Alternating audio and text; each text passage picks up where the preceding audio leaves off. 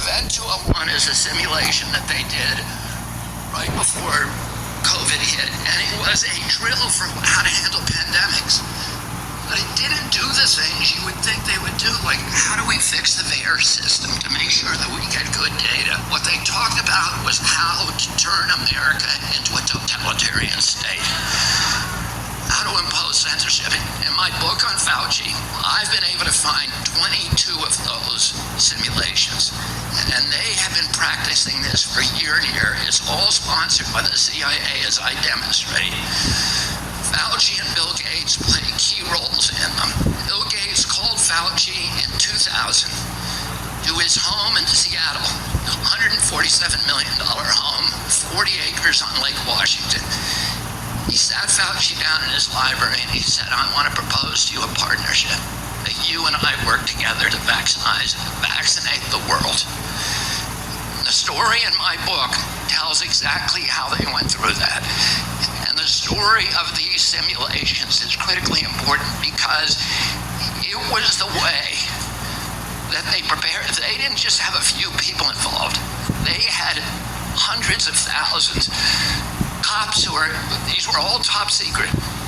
Police officers in every community in this country, healthcare workers, first responders, were all drilled in this. How to censor, how to silence, how to impose tracking and tracing, how to do control.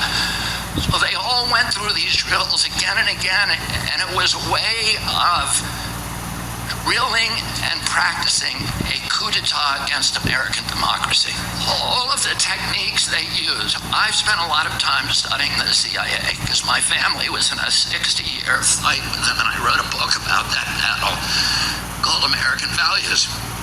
But I've read all of their manuals, and they have techniques for going into indigenous countries and causing chaos, shattering the society, destroying the economy, creating social distance between people so that there's no unit cohesion.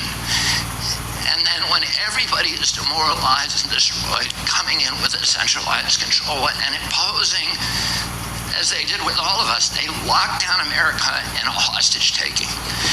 And they impose something that is part of their technique, which is called Stockholm Syndrome, where the captive becomes grateful to their captor and identifies with them and understands, comes to this belief that the only way that they can save their lives is through absolute obsequious obedience to their captors. And all of these drills were intended to impose and to induce that condition in the entire public. And I'll tell you one other thing. The CIA did a series of mind control experiments back in the 60s and 70s called MK Ultra and Project Artichoke. And one of the famous experiments was called the Milgram experiment. And the Milgram experiment, and you guys look it up, Milgram experiment. What they did is they brought volunteers from every walk of life, college professors, construction workers, everybody. They put them in a room with a doctor in a lab coat, a figure of authority. And he would tell them, turn up the electricity and shock the person who's in the next room. That person was an actor. And they would tell him, turn it up higher, turn it up higher. It went into the death zone. 67% of the people put it into the death zone, even though many of them weren't crying at the time. They were begging the doctor not to make them do it.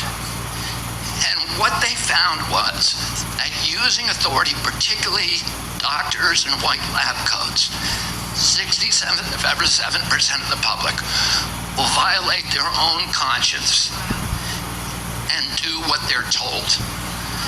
All of this was orchestrated. They put doctors in charge of America, speaking of authority, never showing us any science, but ordering us what to do. And as you read my book, you're going to see all of the direct CIA involvement. And I name the person, I name the officers. Year after year, they were directly involved, partnered with Bill Gates, partnered with Tony Fauci, creating these scenarios in anticipation. How many of you